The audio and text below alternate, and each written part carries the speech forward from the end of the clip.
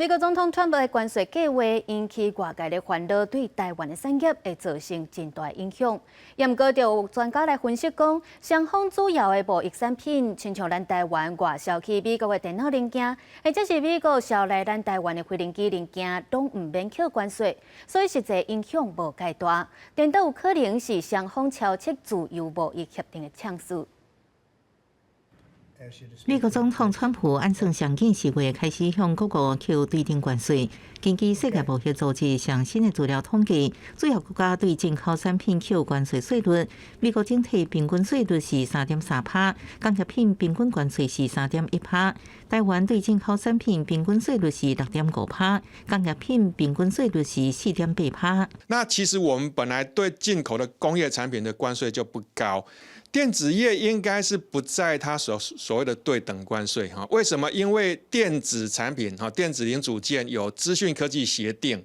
专家明确表示，台湾受影响的范围较细，因为根据统计，台湾外销美国主要货品包含电脑、电脑零件甲附件、网络交换器、半导体装置、半导体设备等。 台中的自通信产品已经因为 WTO 资讯科技协定双方实施零关税。另外，美国对台湾输出大宗，亲像飞行机这零件，同款实施零关税。 我们趁这个机会跟美国提出，就是说彼此降税。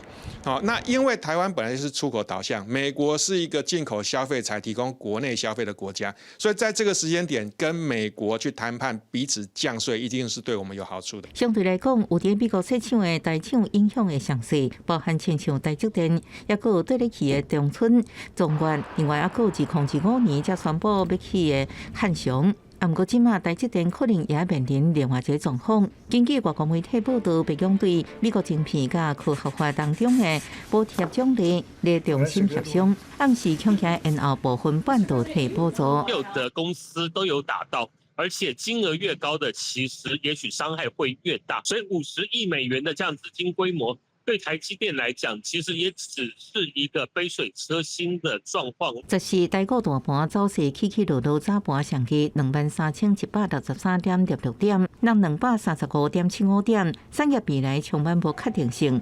外界继续的观察。公司新闻台北报道。